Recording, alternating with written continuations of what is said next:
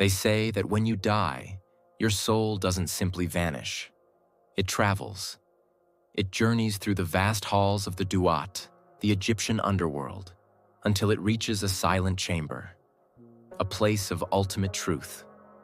There, in the presence of gods, your heart is placed on a scale, and if it is too heavy with sin, the punishment is neither fire nor brimstone, but obliteration.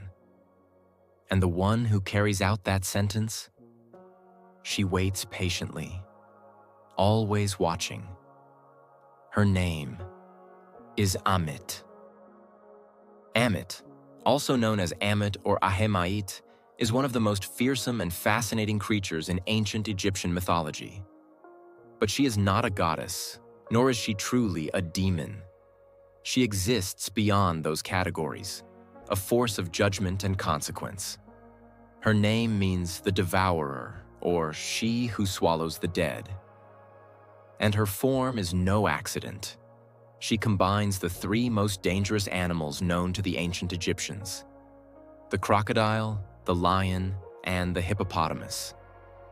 She's not a beast you can bargain with, not a deity who grants favors. Ammit appears in the Book of the Dead, and her role is chillingly simple. She devours the hearts of the unworthy. In the beliefs of ancient Egypt, death was not the end.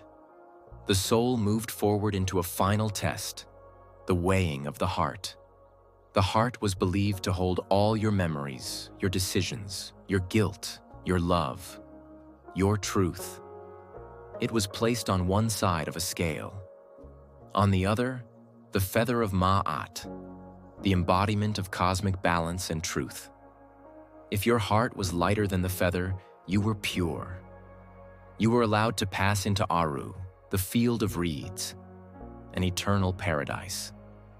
But if your heart was heavier, if it was weighed down by lies, cruelty, or injustice, then Ammit was summoned, and she would not hesitate. With her gaping crocodile jaws, she would consume the heart whole, denying the soul any chance at rebirth. That soul would vanish, forgotten forever. No afterlife, no legacy, just silence.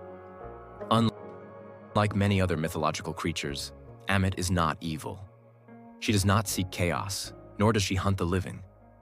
She's the ultimate enforcer of balance, a protector of order.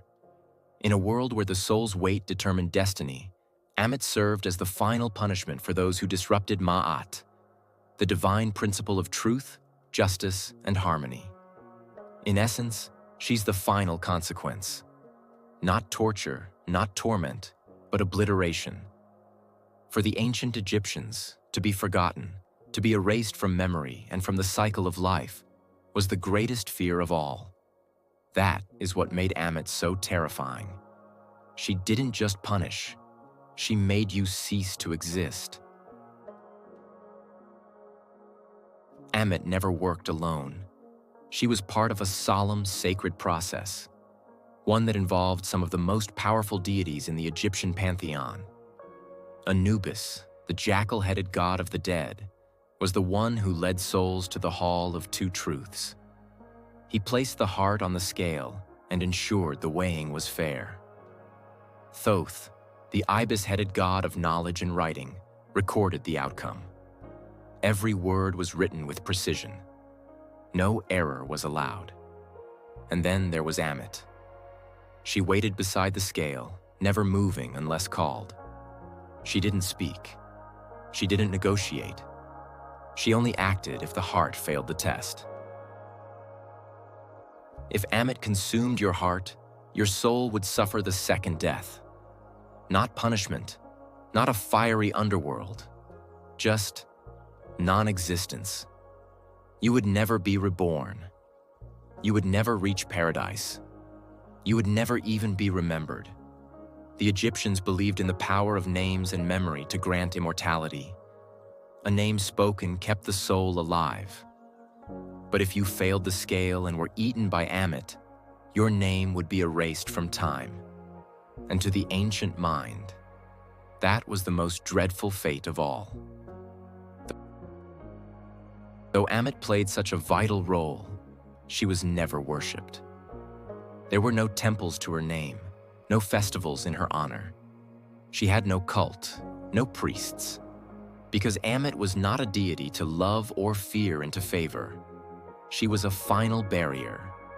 She appears most vividly in the Book of the Dead, especially chapter 125, which guides the deceased through the weighing of the heart. And in tomb paintings, you will often find her crouched by the scale, silent, watching, waiting. She is a warning carved in stone: live truthfully, or be lost forever. The idea of a soul devourer, a final judge of morality, appears in many cultures. In Greece, there was Cerberus, the hound guarding the underworld. In Hinduism, Yama judged souls and decided their next life. And in Christianity, the fear of damnation echoes the fear of the second death. Even today, in pop culture, Ammit makes appearances, like in Marvel's Moon Knight, where she is reimagined as a deity who punishes the wicked before they commit crimes. But in ancient Egypt, Ammit didn't chase criminals or manipulate fate. She simply waited for truth to reveal itself. Ammit may seem like a relic of the past, a dusty myth from a lost world. But her story still resonates today. In a world where justice feels uncertain, where truth is sometimes lost in noise, the idea of a final, unchangeable judgment still strikes a chord. The heart on the scale is not just a symbol, it's a mirror. We all carry one. And deep down, we all wonder how it might weigh. In the end, in my opinion, Ammit is not a villain. She's not the monster in the dark. She's the shadow of consequence. She reminds us that actions matter, that truth has weight, that justice waits. Live in truth, and the feather will always lift you. But if your heart is heavy, the devourer will be waiting. This is the story and the warning of Ammit, she who swallows the dead. Which of these legendary anecdotes fascinate you the most? Let us know in the comments, and do not forget to like and subscribe Mythpaws for more such magical journeys.